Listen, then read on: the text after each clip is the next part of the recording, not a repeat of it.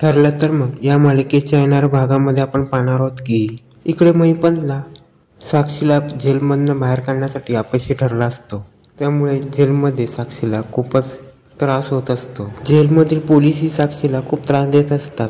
तेव्हा साक्षी एका माणसाद्वारे महिपतला सांगते की मी एकही दिवस या जेलमध्ये राहू शकत नाही, कारण की मला खूप त्रास होतो. तेव्हा महिपत साक्षीला जाऊन भेटतो आणि सांगतो की तुला मी लवकरात लवकर या जेलमधनं बाहेर काढीन आणि ही केस अशी पलटवीन की तू बघच कशी पलटवतो. आणि एकच तुला लक्षात ठेवायचं की मी तुला या जेलमधनं बाहेर काढणार आणि त्यासाठी काय पण करेल. आणि ही केस दुसऱ्याच बाजूला भडकव ठेवीन आणि तुला 2 दिवसाच्या आत या जेलमधनं बाहेर काढीन, पण तुला इथनं सोडल्याशिवाय राहणार नाही. इकडे अर्जुन आणि सायली महिपत विरुद्ध ठोस पुरावे शोधत असतात. तेव्हा पोलीस सांगतात तुम्हाला पाहिजे ते डॉक्युमेंट घेऊन जावा, बाकीचे डॉक्युमेंट मी पाठवून देईन. दुसऱ्या दिवशी अर्जुन रविराजांना कॉल करतो आणि बोलतो तुमची आम्हाला गरज आहे, कारण की रविराज हे अनुभव वकिलीचा जास्तच आणि त्या अनुभवासाठी रविराजांना तिकडे बोलवलं जातं. रविराज पोलिसांना भेटतात आणि बोलतात ज्या अर्थी अर्जुनने मदत मागितली ते मदत मी करायला तयार आहे आणि ते जे डॉक्युमेंट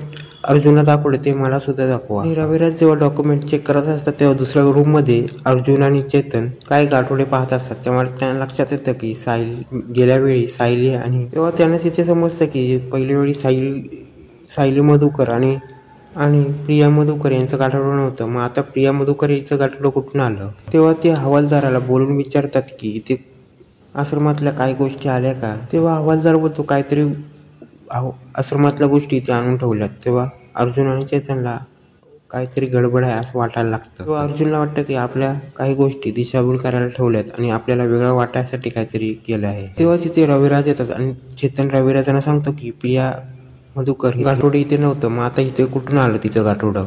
तेव्हा मग रविराजांना पण काही वेगळं वाटत लागतं. तेव्हा अर्जुन बोलतो काहीतरी वेगळंच कामाला इथे आलं होतं, पण हे गाठोडे बघून आम्हाला.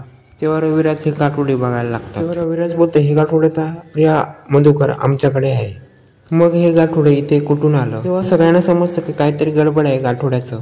तेव्हा हवालदाराला बोलवलं जातं. तेव्हा हवालदार सांगायला लागतो ही जी गाठोडी आली ती सगळी आश्रमातून आलेली आहेत आणि ही सगळी गाठोडी आहे म्हणून आम्ही ठेवून घेतली. तेव्हा अर्जुन रविराजांना सांगतो काहीतरी खूप मोठा डाव रचला गेला आहे. तेव्हा रविराज बोलतात हो. तेव्हा रविराज बोलतो हे सगळं गुपित आपण कोणाला सांगू नको, हे गुपित सांगायला नको. आणि ज्यावेळी रविराज हे गाठोडे खोलतात त्याच्यामध्ये प्रियाचा फोटो असतो. तेव्हा तो फोटो बघून रविराजांना धक्का बसतो. त्या फोटोमध्ये पाठी लिहिलं आहे प्रिया मधुकर आणि तो फोटो तन्वीचा नाही आहे आणि तो फोटो वेगळा आहे आणि रविराजांना चांगला धक्का बसतो. त्यावेळी रविराज तिथे सांगतात की ह्या फोटोच्या मागे नाव वेगळं आहे पण फोटो वेगळा आहे. तिथे पोलीस सांगायला लागतात असं नाही, तुमच्या बरोबर काहीतरी मोठा धोका झाला. जेव्हा तो फोटो रविराज घेऊन जातात तेव्हा ते विचार करतात की काहीतरी गडबड आहे आणि सत्याचा शोध घेतला पाहिजे आणि ते ठरवतात काय झालं ते या फोटोचं सत्य शोधलंच पाहिजे. पण हे गाठोडं आणून ठेवलं असतं महिपतने. आता या गाठोड्याचं सत्य अर्जुन आणि रविराज कसं सत्य बाहेर काढणार आहे हे पाहणे रंजकच होणार. आणि हा सगळा प्लॅन असतो महिपतचा प्रियाला खोटं पाडण्यासाठी. आणि प्रिया खोटी ठरली आणि महिपतने घेतलेल्या ॲक्शनमुळे केस पलटणार का हे पुढेच कळणार.